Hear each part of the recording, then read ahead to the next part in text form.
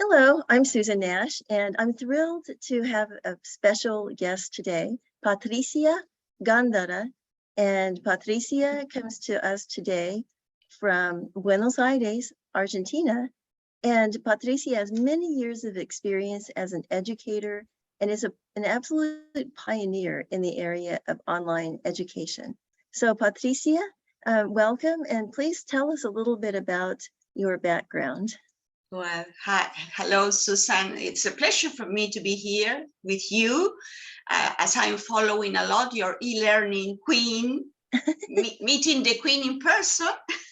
Well, I'm the queen's assistant. The corgi is really the queen. I know, so corgi, yes. And I consider also you as a pioneer also in the e-learning. So. Oh, thank you. Things have really changed. How did you get started in e-learning? Yes, well, following your invitation and the questions that you sent me to organize this presentation, I prepare like a special tourist bus. You like? Oh, nice. with some bus stops. That it's going to be only five bus stops that we're going to do. Nice. Yes. So get seatbelts, get ready for the trip to, well, special tourist bus. First, one of the first bus stops is going to be Who Am I? Trying to introduce myself to you. And the second bus stop is going to be about how I got my experience in e-learning. The third bus stop is going to be how I was trained to be an e-learning pedagogic, because my aspect, as you're going to see, it's about the training of the trainers. And then the fourth bus stop is going to be about what went well along those years, what I noticed that it worked well. And the last bus stop is trying to resume in 2 words, in only 2 words, what I consider the most important things when you are in e-learning, just to make it short, easy, and comfortable, the bus stops. I love this. You like it? Okay, yes. ready. What a wonderful approach. Yes. Well, the first one is introduce myself. Well, as you say, I'm Patricia Gandara. I'm professor of psychology and educational science. I'm married 35 years with a geologist, a petroleum geologist, quite create a special background then for me. And well, we had 2 children. One of my children is finishing software engineer career. He lives in Buenos Aires. And we have a daughter that she's chemistry and she's living in Berlin. She did a doctorate, a PhD there in Berlin at University of Humboldt University.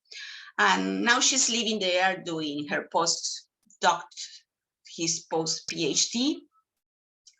And well, in this Who Am I? I'm very positive.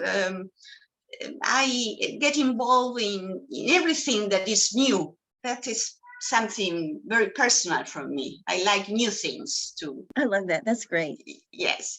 And if you do like a critical why I'm interested in new things, and it has to be back to my grandparents. They were from Spain. They emigrated from Spain, Galicia, to Argentina. So, for example, my grandfather was 13 years old when he traveled from Spain to here. So I think I grew up with all those feelings inside me, and to be positive, resilient, and to try to innovate, to create new things.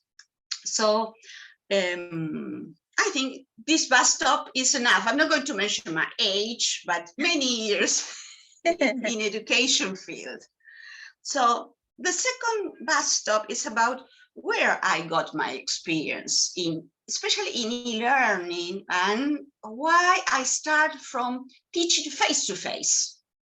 But as a teacher in primary school, but with students with learning needs. So that started giving me the very important aspect and dimension about inclusive. When you have to create e-learning, you need to do inclusive things to everybody from different backgrounds. And then I start teaching in high school, also face-to-face, and then I jump to university level. So it's like I have a little of different aspects in learning. And at the university level, it was a special program, all distance. So I started being the professor of pedagogy inside a university academic institute, but decided to give certificates for students all in distance learning. I'm speaking about 2000, that year. We were following at that time at Athabasca University at Canada.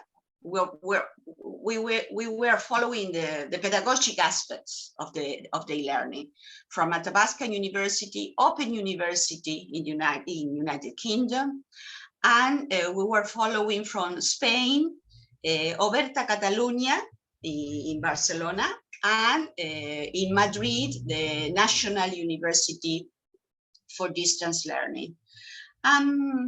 We started growing as a university and following the different technologies that were introducing in the e-learning. So we started from the books, prepare the guides for the study, and we sent the students the book that they need to read from a special author, and then the guide specially prepared with all the activities, but we send that in a box to each student to their homes. So it was from the very beginning.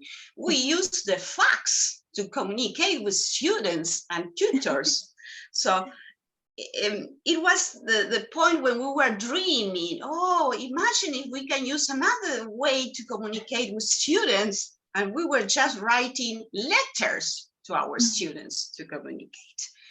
So then we started including TV programs, radio programs to communicate.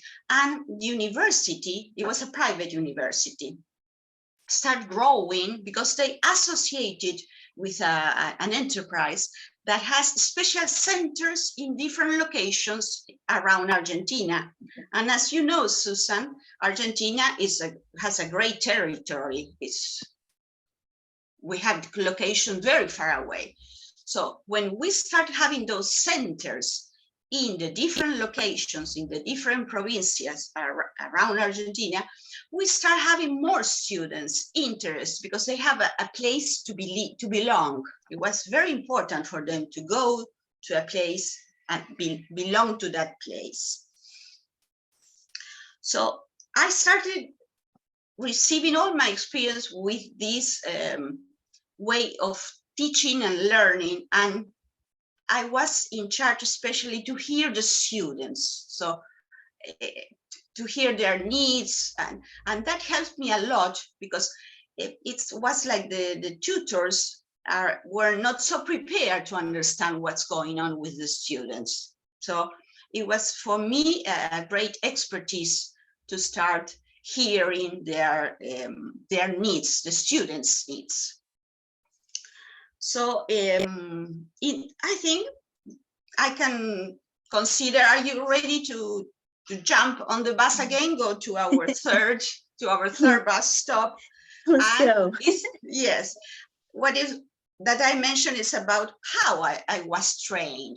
Well, I told you at the beginning, I'm professor of psychology and educational science, but I did a specialization at University of Buenos Aires, Facultad de Filosofía y Letras, about trainer of trainers. It was a very interesting specialization, postgraduate, and it was designed by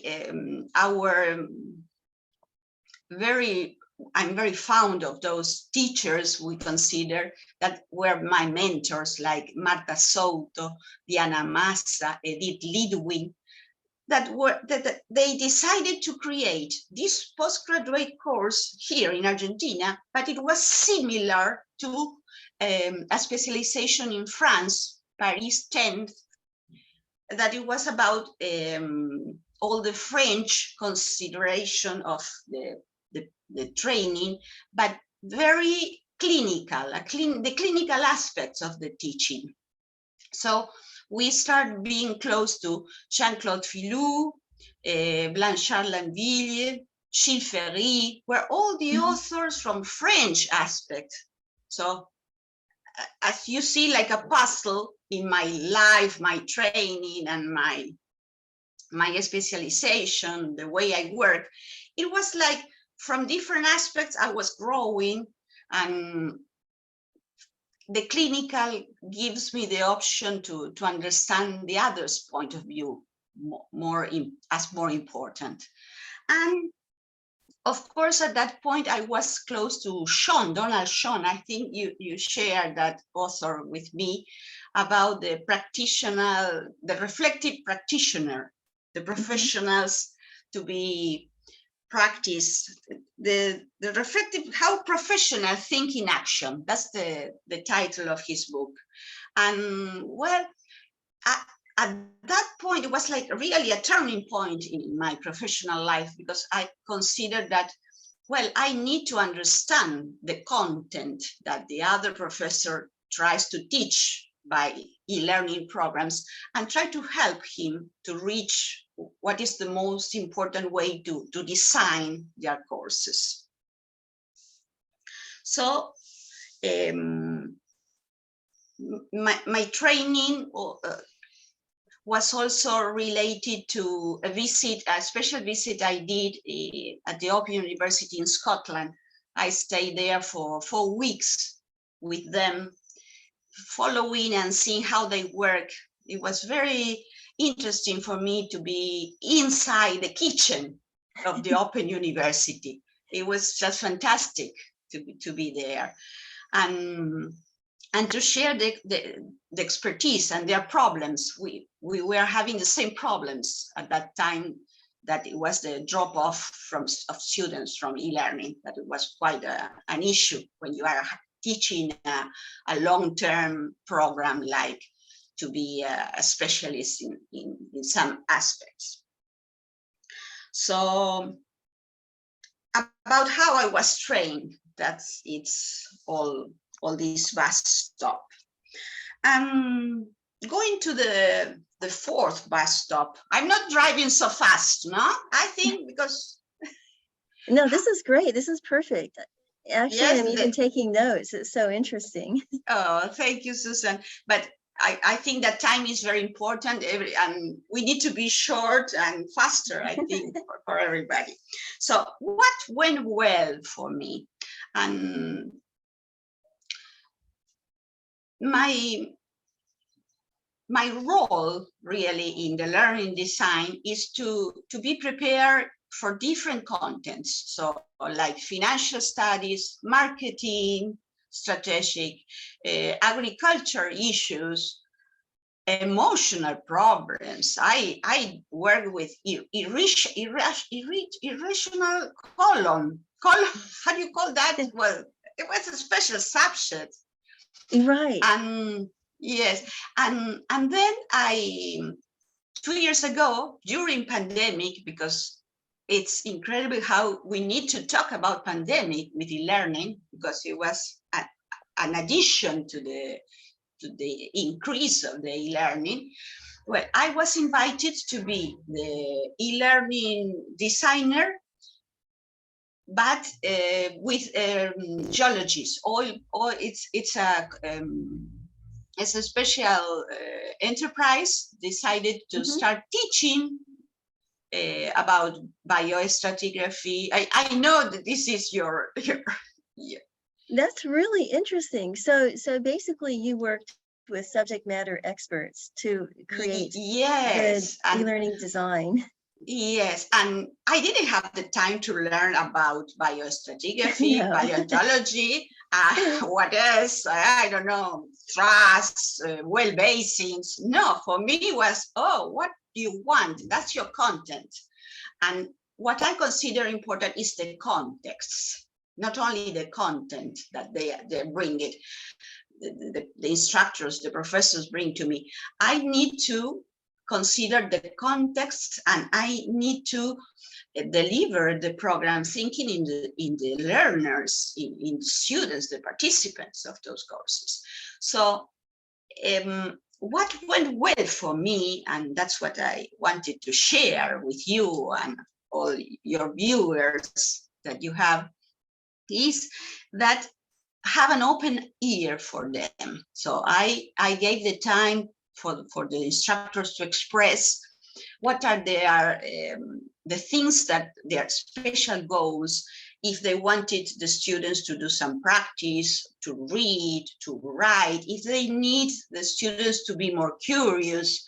And then I start thinking, well, maybe for this professor, we can deliver a escape room to do some fun things, some gamification. And with others professors, well, no, they're not ready for that. They prefer to have more long master classes. And it was like working with them, trying to create, like, you remember Walt Disney, how he worked with the storyboard for their stories.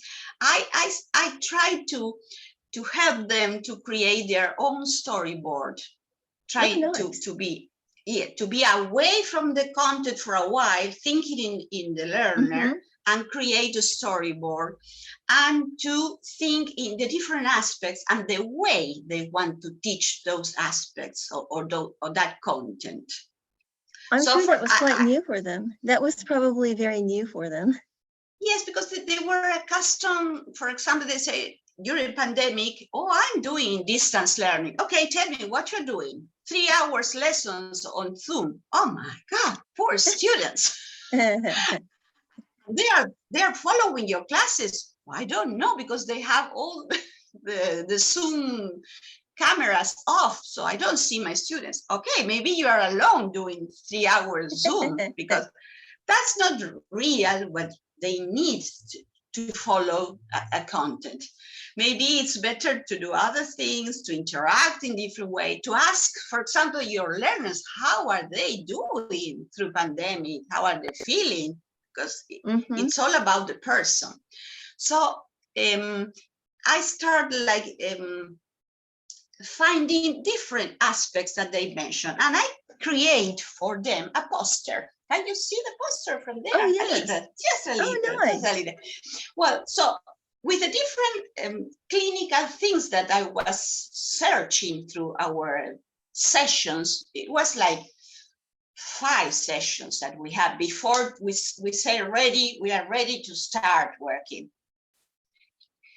And we start thinking about, well, as geologists, they need to go to the field, but we are in a distance program. So we have to think how this field can be mediated by technology, be close to them. So they start thinking about how they can recreate the field trips that they usually do. So then we start talking about how the importance here, for example, is about the master's class, that sometimes we need to have master class, but maybe not so long, not so many, maybe just trying to find the special aspects to give to the students. Then we were thinking that they want to go deep in the learning. So they need to have some aspects that maybe in the e-learning platform that we're going to use, we can go deep. Maybe we have some special lectures or maybe special readings, meetings with the students. Then we start considering how important it's all the notes that we have. I assume that you, Susan, also have in your book all different notes for special things that you need to read. Then they start to think about the bus, because we have all the students together in the bus all the time, but we may lost some students. Here is one that is drowning, you see. Oh no. Yeah, because we have students that are lost in all this we are creating.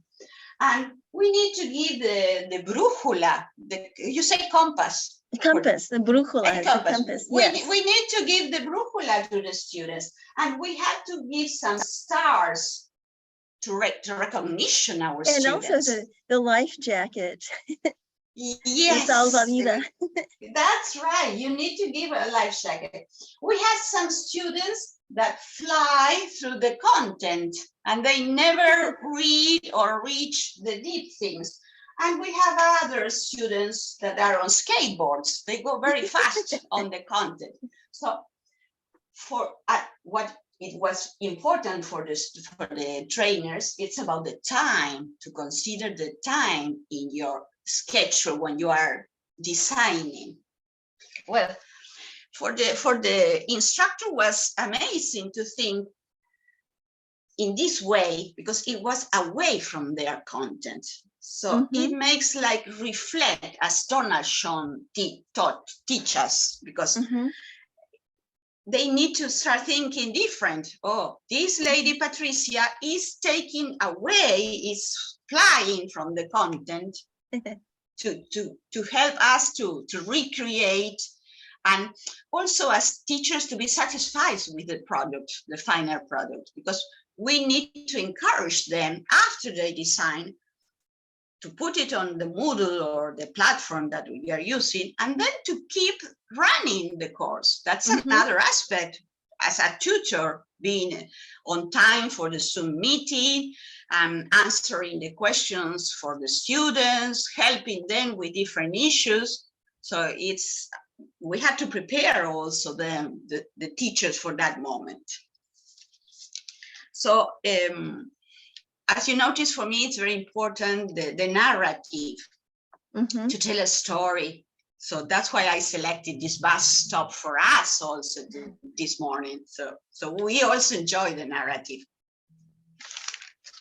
I just think that approach is just so effective. It's perfect to use the idea of the story, the narrative, as you're doing it in so many different ways, not only with the content, but with the student's journey. Yes. And arriving to my last bus stop, where I think if I could resume in 2 words what is more important in e-learning and how to reach the learner and the trainer, because I'm like kind of in the middle, like a translator of languages. And I think that if I had to choose 2 words, it's about space and time. I think that from e-learning, space and time, because the trainers are trained and they study in face-to-face classes. So they consider that the time is when I start my lesson and it finishes. When I finish my lesson, I close my door of my room, and that's the time. And it's very linear. It's cause and effect. But if you start thinking in e-learning, the time is not more cause effect. It's more like in a loop. So you never can control the time, because it's like when you throw a ball, it's just there. It depends on the other, how the learner reacts to that time that you offer. And it's like we don't control the time as teachers, as in the face-to-face classroom. We think that we know what's happening in the classroom because we are there. That's not true, but it's in the imaginary of the teaching. But when you are in e-learning, it's like you don't know about the time of the other, if he's sharing the same moment with me, if he's doing the reading, if he's following the week by week that I plan. So it's like it's all time on the loop. I have to go back to see if they are doing that and they're following me. And it's very difficult also when they prepare the video or the podcast, the trainers or the instructors used to say good morning, good afternoon. No, because you never know when the other is going to be sharing your podcast or your video. So this linear cause between cause and effect, it disappears in the time. So in e-learning, you are not going to find that. Well, and it's so complicated now with so many hybrid where they'll have a live Zoom or Teams or big blue button video encounter, synchronous, and then they'll have asynchronous as well. Then there are additional complexities. So the loops go into more loops. Yes, you're right.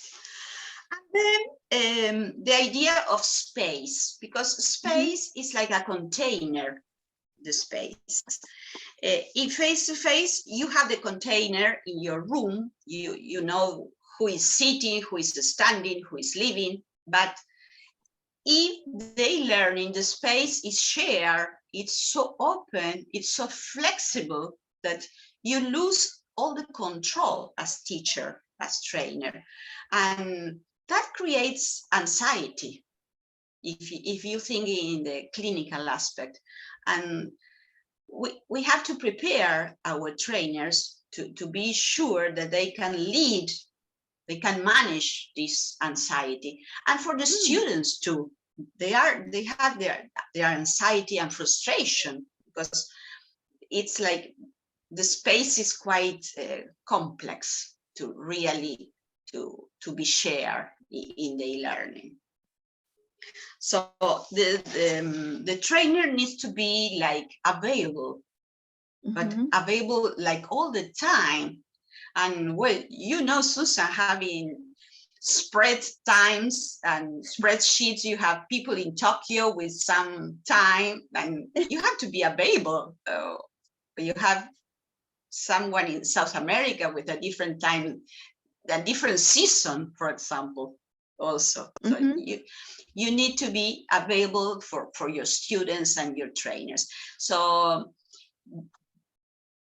as teachers, we need to put in our learners' shoes all the time to understand what they are going through, all the 4-6 weeks that we plan this e-learning course.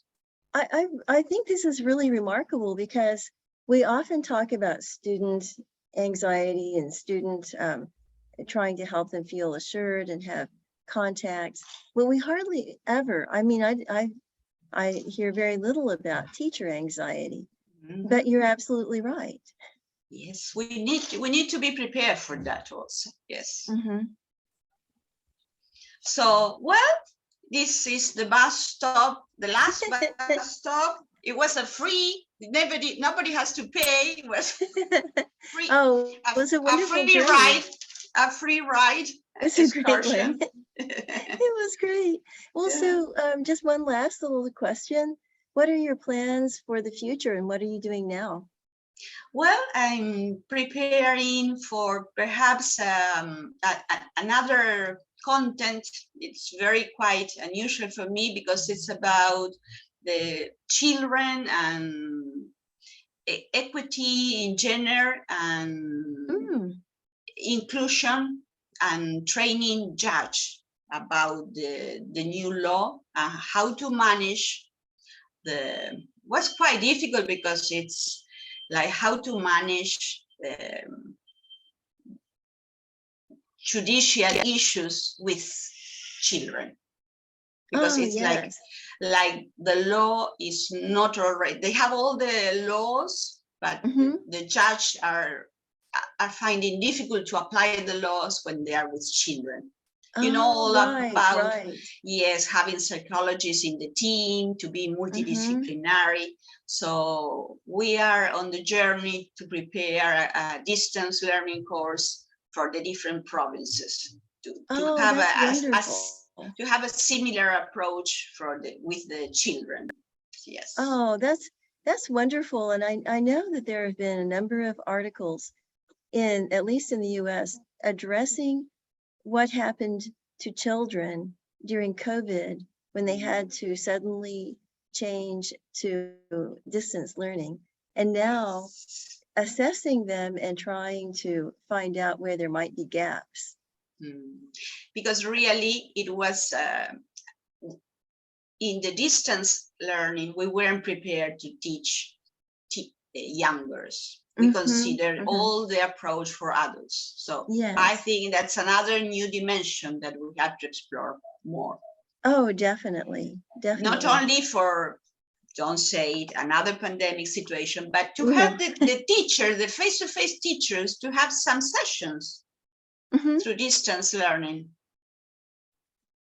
Well, this has just really been remarkable and amazing, Patricia. It's been a wonderful, I love the journey and the bus, the journey on the bus. That was cute and really effective. I just want to thank you, and your remarks are deeply philosophical, and I'm going to re-watch this, and I was actually taking notes. I'm going to watch it again because what you're saying is just so helpful. So I want to thank you for. Thank you, Susan, especially because you have so good. I following some of your invitados. How do you say your guests? Sorry, yes, your guests in the e-learning Queen Corgi. And they're just fantastic. I'm following them as a specialist. So thank you for having me. And I really felt bienvenida all the time by you.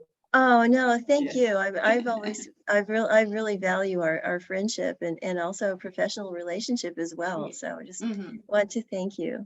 Oh, thank you, Susan. Well, I hope somebody would take something of this. Well, definitely. And I'd like to, if anybody would like to get in touch with you, I'll put your contact information that you'd like to share. Okay, of LinkedIn course, yes. And in the show notes. Okay, fantastic. Thank you, Susan. Oh, thank you. Okay, bye. Bye. Bye-bye. Adiós, hasta la vista. Gracias.